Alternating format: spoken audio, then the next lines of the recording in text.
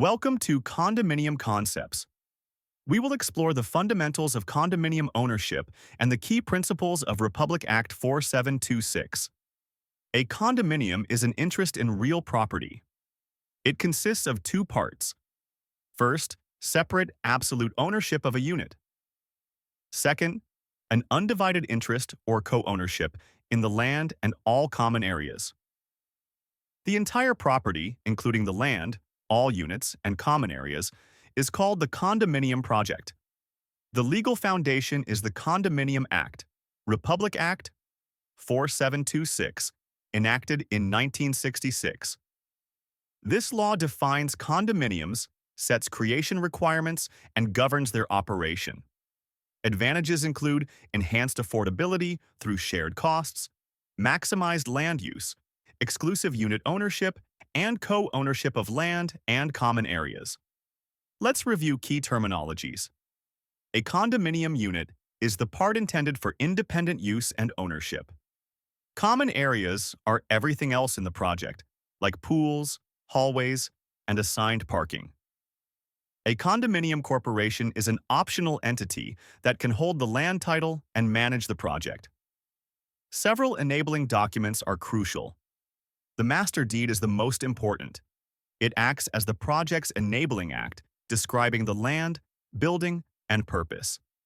The deed of restrictions lays down the rules for insurance, maintenance, and management. Finally, ownership of a specific unit is evidenced by a condominium certificate of title, or CCT. Unit owners have specific rights.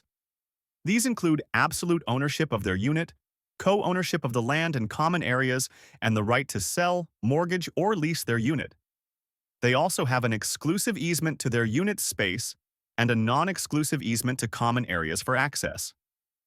They can improve their unit's interior and vote in corporation meetings.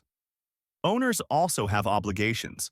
They must pay realty tax on their unit and share the tax for common areas. They must share in the insurance for common areas and comply with all deed of restrictions rules. Paying regular condominium dues and maintenance assessments is also required. How does this compare to traditional ownership? Condominium ownership uses a CCT, while traditional uses a TCT. For property rights, condominium offers absolute unit ownership plus co-ownership of land. Traditional offers absolute ownership of both land and improvements. On foreign ownership, condominiums allow up to 40% if held by a corporation, while it is generally prohibited for land. The development process has two phases. Phase 1 is planning.